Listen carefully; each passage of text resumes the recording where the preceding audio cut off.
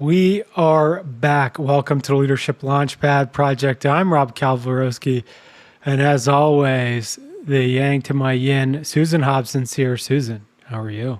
I'm so good. I'm like really, really enjoying this extra sunny weather that we're getting. We had the hottest October 2nd ever in history here in Toronto. I banked that one because that was my daughter's birthday. I thought that was so cool. But no, we're still getting this freaking summer weather. And it's October 6th today. So I am so fired up on all cylinders because I got my vitamin D.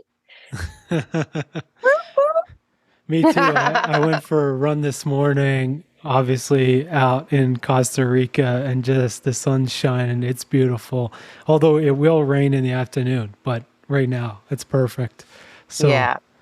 as always, we got to start off with a quote. And I have one here from Michelle Obama. And she says, my fave. "The only limit to the height of your achievements is the reach of your dreams and your willingness to work for them." I love that. Tell us why you picked this one today. Well, we have Miss High Performance Coach herself with us, the special guest, Lisa Goldenthal. She's a high performance executive coach, best-selling author, and the host of the WholeCEO podcast. Lisa, how are you? I'm wonderful. Thanks for having me. I love that quote. I always believe in dreaming bigger and starting with a vision. So thank you. Thank you. And it's something, that obviously Susan and I also work with executives and we try to help them dream bigger as well.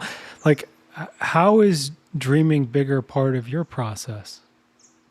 Well, for me, I think clarity is step one in performance and leadership. So you always want to start with a really big vision. And then from there, you can reverse engineer a plan.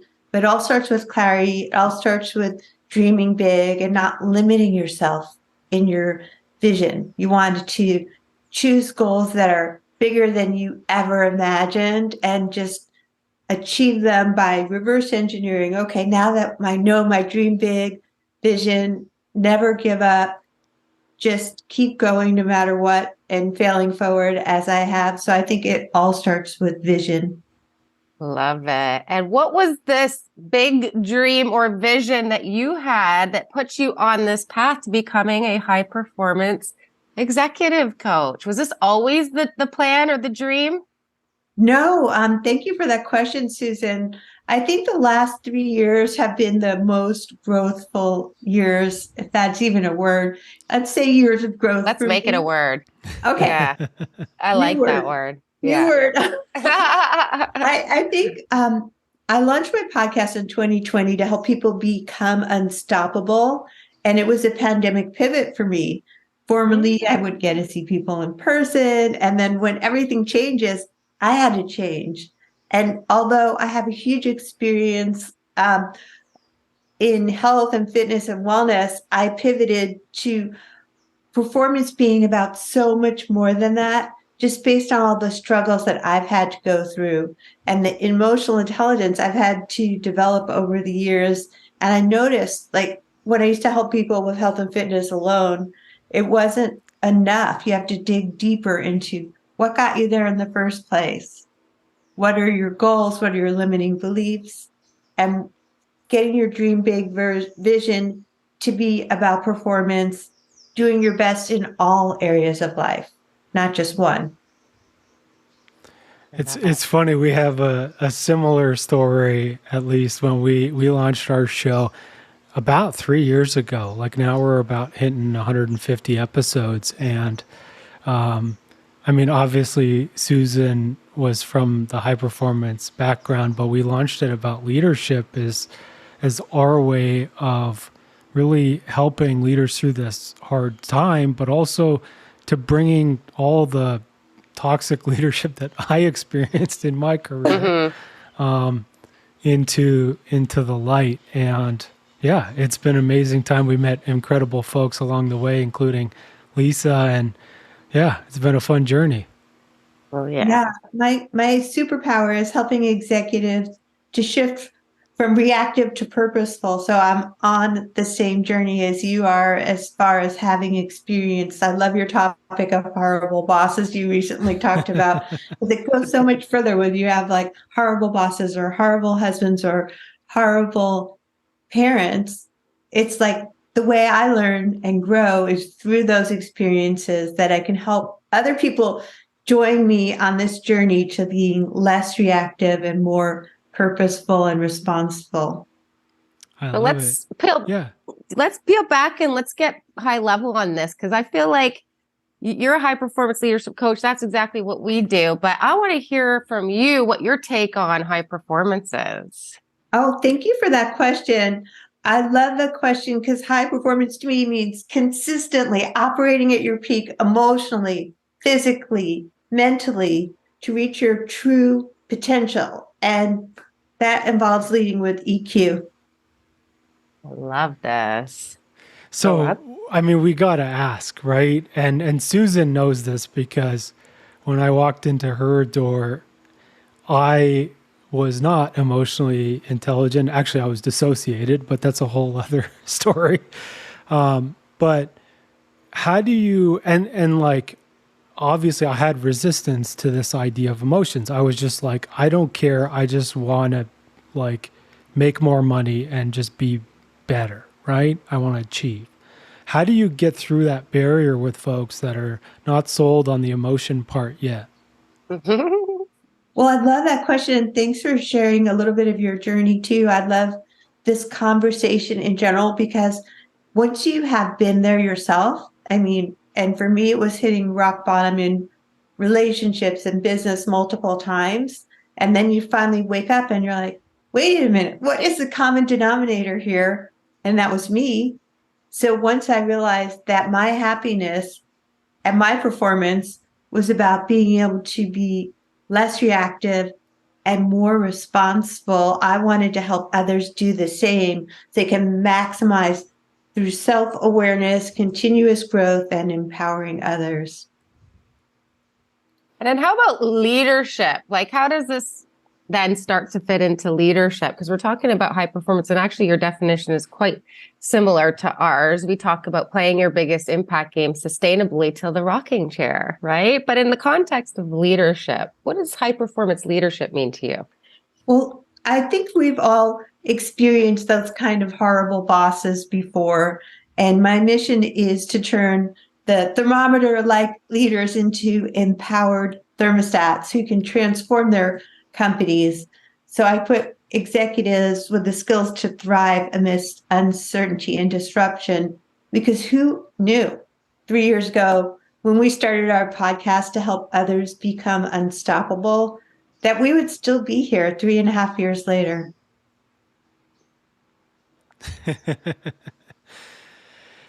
Yeah. And I guess for those leaders out there, like you mentioned the skills that can help us thrive and be purposeful. Like what are some of those skills? Well, sometimes the gaps that I see are these reactive tendencies. And I've seen this in my life too, which is how it really hit home for me that I needed to do this work. And also like a tunnel vision effect, where you're just focused on the problem, focused on the problem, focused on the problems. And that way you can't be focused on the solution.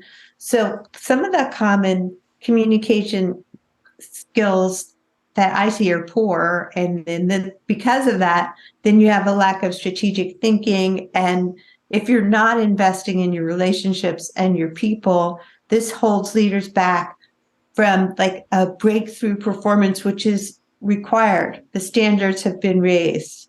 You have this quiet quitting going on. And it's not, if you're not investing in your own growth so that you can invest in your people and their growth, you're going to have to start worrying about your retention rates. And what is your journey?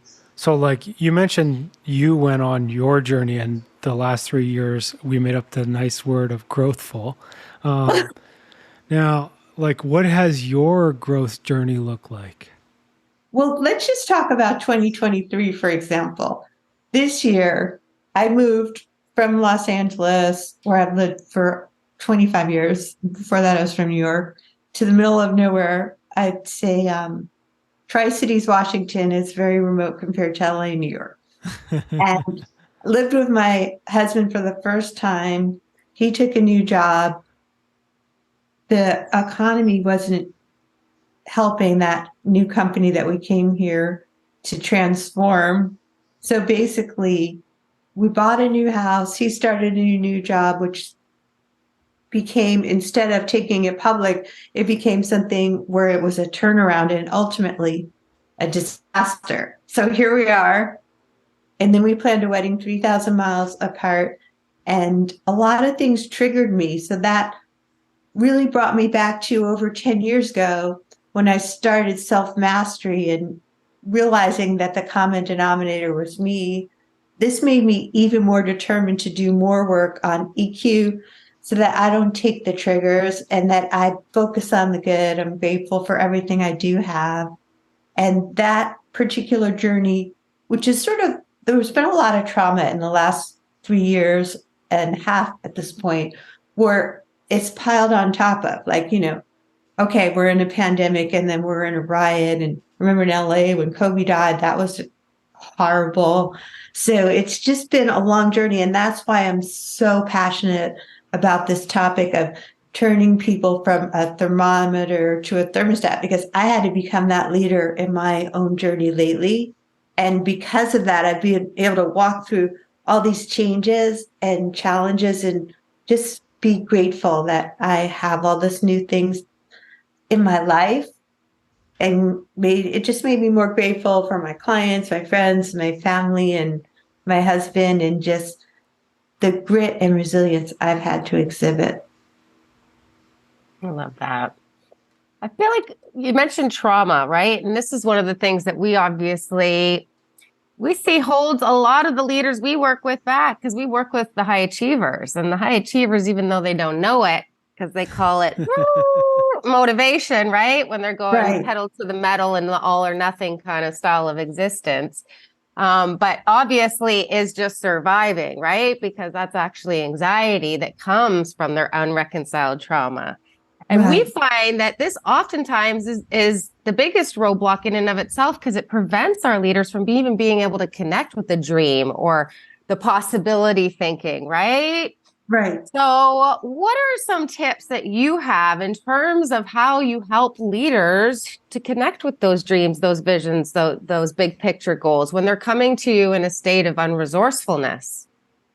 Well, I'd say I'd like to get them first to tap into some breathing so that they can shift their mindset from thermometer to thermostat, get clear on their why, intentionally develop their EQ, communicate with empathy, and just commit to bringing out the best in their people. So we've all been through trauma. So I know for me, when I feel like all the stuff, I'm not breathing. So I think you have to breathe and get back into your vision and your why. Why are you a leader? Why did you become a leader?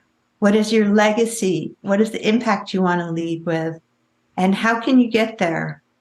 And just get out of that fight, flight, freeze when you sense that. And for me, sometimes I'll do like a box breathing with people to inhale for 4, hold for 4, and then exhale slowly, and maybe do that 4 times just to tap into a source where you can lead from instead of being so reactive. Because the tunnel vision effect, like we discussed before, is like focused on the problem. And when you're in trauma, where you're like, I got to turn this company around. I got to keep my employees from quitting. You got to tap into how. Okay, so you know your what, you know your why, and then you got to get into your how. How am I going to do this? So I think accountability is a huge part of the puzzle to me, is like, who's going to help you lead your charge in these turbulent and disruptive times? So when you say that, who's going to help lead your charge and like keep people accountable? Like, how do you recommend, like, there's leaders listening now and some of them might be looking for a coach. Like, how would you recommend they go out and find a coach? Well, that's such a great question, Rob. Thank you for that question, because obviously you're going to be spending time with this person. So I would say, do you even like them? Do you do you feel like this person can motivate and inspire you to do the things that you said you were going to do for the reasons that you said mattered? And to hold you accountable is really finding someone that you know that's not going to be one of those ass kissing type. You want somebody who's going to actually not be that brown noser. You want somebody who's going to hold you to what you said you wanted with some tough love and not take any excuses. And for me, I'm not everybody's cup of tea. I don't even want to be. I want to work with people that are ready to change, that want someone to hold them accountable, and then want to work with me.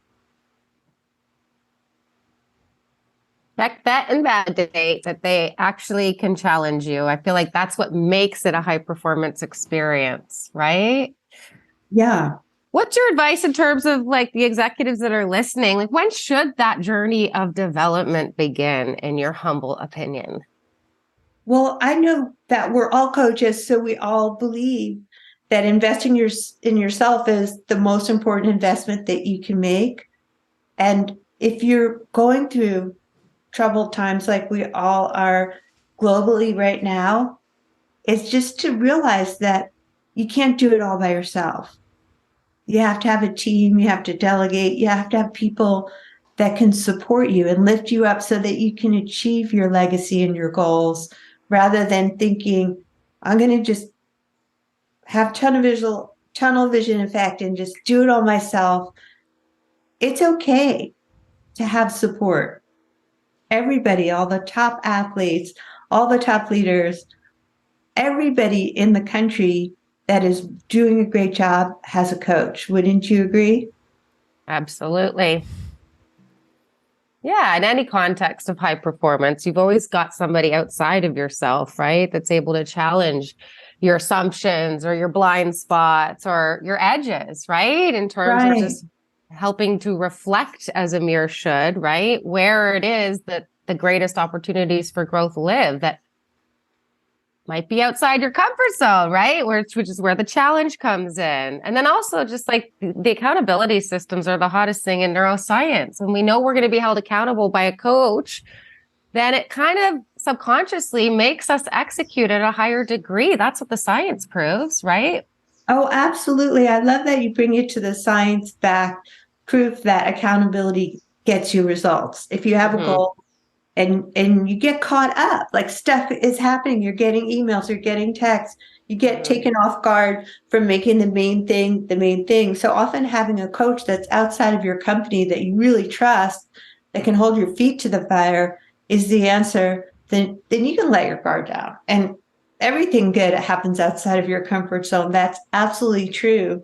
But you need somebody there. And I love doing that for people, to help them become their best selves so that they can lead through these disruptive times and be that person with a legacy that they did it. Like we've all been there together in these disruptive times. So make your legacy one that you led through disruption and uncertainty and became unstoppable, is something that inspires me to help others. And how does this ripple out to the teams, right? Because it's one thing to hire a coach for yourself. Like, when do you start bringing this coaching to like middle managers or even frontline folks in your organization? Yeah, like 2 words: quiet quitting. I'd like to remind you, leaders, that failing to develop your team is failing as a leader, because leaders raise other leaders and lift them up. So an empowered team drives impact and retention. And as a thermostat, you then can set the temperature for growth. Yeah, and it's actually like, if we look at Gallup's State of the Workforce report, they talk about the 5 behaviors that drive impact and drive engagement, which means higher profitability, lower lower quitting, like all these great things. And one of those things is basically focusing on strength, coaching your folks, developing them, and always with the foundation of care. Yeah. Yeah. People want to feel listened to. Like communication skills are important while you're developing your leaders underneath you. You want, if you ask me a question and I repeat it back to you, then you'll feel heard. And then I'll know I got it right. And then I'll have a minute to process how do I want to respond instead of react to whatever is placed in front of me. And once you develop your team so that they are engaged, they feel safe to communicate, you listen to them, you hear them, you develop them under you, they're not going anywhere. They just want to know that what they're doing matters and that you want to develop them. That's what's going to help with your retention rates right now. Lisa, what are some of the skills that our leaders really should be isolating and identifying as the ones that are most important for them to double down on and develop in preparation for the future of work? What is your take on that? What should our leaders really be focusing on in their development today to prepare for the future? Well, thank you, Susan, for that question. I'd say the critical skills needed are emotional intelligence, Heck yeah. communication. Number one leadership skill of them all right now, according to HBR, right? I believe that to be true. And a lot of people say, yeah, I already know that. I read the book 20 years ago. No, it's like a constant process. You need emotional intelligence. You need digital literacy these days because things are changing and you want to be relevant. You want to keep up and you need systems thinking, purpose-driven leadership, and lifelong learning is upskilling yourself. That's the number one thing. It was something actually we just talked to Alexi about in podcast land. That would have been last week. But yeah, we just talked to Alexi about was like this element of using AI as a way to improve and really changing the way we do work. And in his case, it's education, but for anyone, right? It's like, how do we use this tool not as something we need to be afraid of or something that we need to limit, but use it to make us better and make us even more effective at what we do. Yeah, that's all about when you're staying current, you're staying relevant. I'd say probably, I don't know the exact statistics, but more than half of people in the world are using AI right now. And I love AI. It's not like you want to become a robot because robots still need that human touch. But as a content creator, for example, it's made my life a lot easier as a writer, as a speaker. It's all AI. Just there's so many more possibilities that it's exciting, and you shouldn't be afraid of technology because in my life and our lives, like everything has changed and you got to keep up with it. Before, like in the dinosaur years, we didn't even have computers. We didn't even have social media. And I'm dating myself a little bit here, but the point is, It's true though. We didn't. I will date myself too. We did not grow up with this stuff, right? But no, it's the technological era now that we're living in. So we have to empower ourselves with that information, right? And that education. Yeah. And just keep upskilling. Like it's exciting. Just instead of being led by that fight, flight, freeze that we talked about, is just charging into the unknown, like a Star Wars character, just finding your ways to be unstoppable. And AI can make you unstoppable if you use it and not be used by it. You still need to be a human. You still need to have opinions, make decisions. But why not do some research? Just tip your baby toes into Chat GPT, or then there's Claude, and then there's Bard. There's all kinds of new things to learn, and just focus on that being a kid again kind of energy. Like, this is exciting. I'm conquering new frontiers with this stuff. I want to go out there and lead my charge and not be left in the dust. Let's talk about that, being left in the dust. What would you say to all the executives and leaders that are listening right now that aren't currently investing in themselves, their development, or even the development for their teams? Well, I just say, like, let's just start getting back to your vision, your goals, personally, professionally, whatever your vision is. When you're reverse engineering it, just keep in mind that you want to be upskilling, you want to stay relevant, you want to be that person that is empathetic. You're listening to other people, you're aware of your own emotions so that you can be aware of the emotions of the other people around you, and you can listen not just to be heard, but to actually hear people. Those things will make you unstoppable right now. And I know you guys want to be unstoppable and just lead your charge through these turbulent times, because tough times don't last, but tough, resilient, gritty people do. I love that.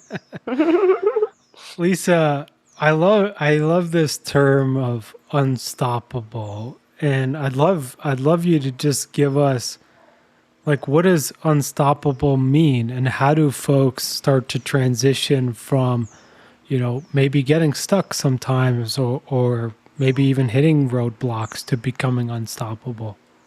Well, thank you for that question, Rob, because I started my podcast in 2020 to help other people be unstoppable. I've done over 250 interviews on this topic because I feel like we all have our own zone of genius. So it's like, once you know what your goal is, have someone to help you get there, because you'll get there 10 times faster. Then you can be unstoppable in whatever it is you want to achieve. Just decide what really matters. And in the end of the day, happiness is important, joy is important, and developing relationships is what's going to take you to that next level. It's not just about being a dinosaur, telling people what to do. It's just like having a community, having growth, having teamwork.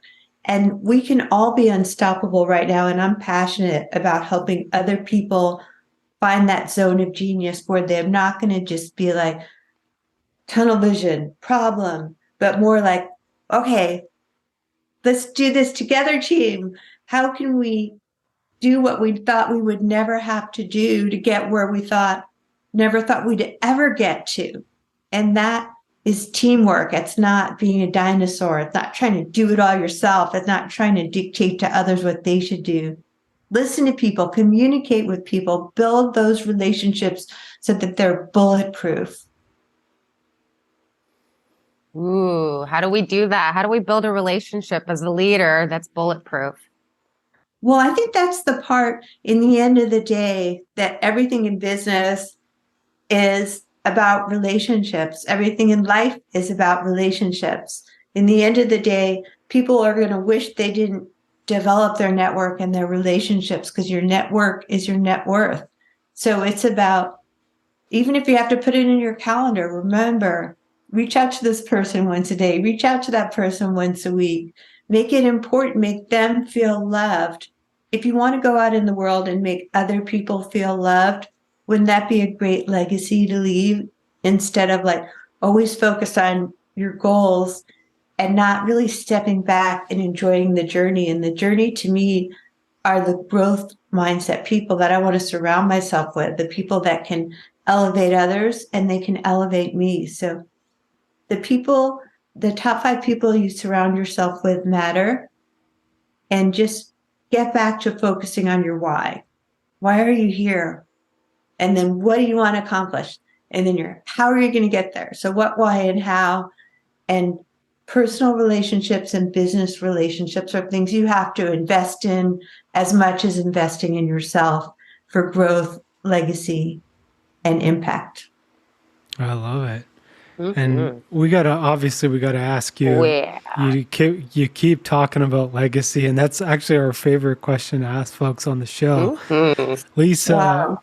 what do you want your legacy to be?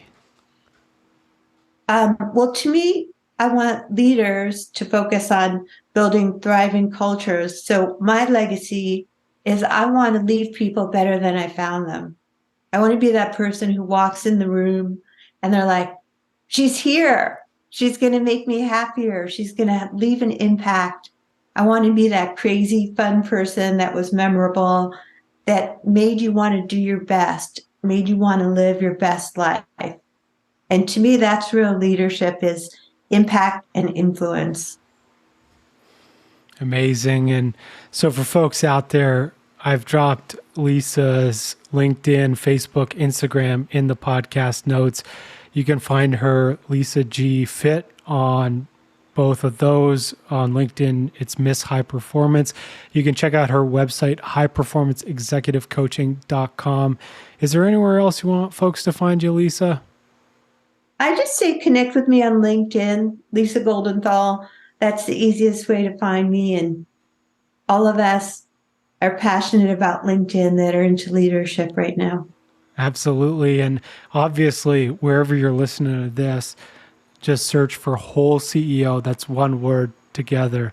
And you'll find Lisa's show that Susan and I will be on upcoming. Yes. I'm so excited to have you guys on.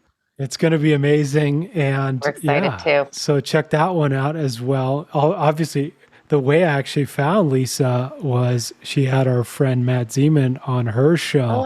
And so I checked that one out, and then I reached out to Lisa to get her on here. So that was an amazing one. Shout out to Matt Zeman. Now, Susan, obviously for us, if folks out there want any one-on-one high-performance leadership mindset coaching, they want group programs or anything, keynotes, group programs, conflict management, and more, head on over to elitehighperformance.com for all of that. And then obviously hit subscribe to the Leadership Launchpad Project on your favorite podcast platform. Now, in one breath, all of that. Take a breath, Rob. Take a beat. It's okay. Do a quick box breath. That's right. So, Susan, obviously we had a great show. Lots to talk about. Yeah. Where do you want to leave folks with this week? I love this way of describing leadership 2.0, right? Making your relationships bulletproof so that you become unstoppable in your legacy game. I love that way of describing. I can start using that. Can I borrow that from me, please? Oh, yeah. Take it. I love it. I love it. This episode was ripe with actionable advice. I know our audience is just going to love it. Thank you, Lisa, for sharing your sage wisdom with our crowd. Thank you. Yeah, thank you. And for me, where I want folks to be is as we start to connect to our legacy, it's exactly what Lisa was saying, right? Is we need to make sure that we start from self. And so box breathing is a great tool, any type of meditation, just really tuning into, as Richard calls it, our big ass self.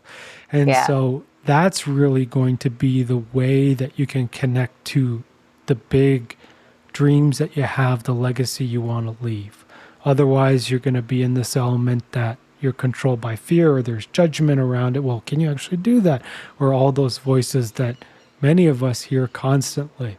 And so get grounded, get out there, find your legacy, and let's get rolling. Lisa, thank you so much for joining us this week. Thank you. It's been a pleasure. Thank you for having me. Everybody out there, thank you so much for listening, and we'll see you all next week. Bye, everyone.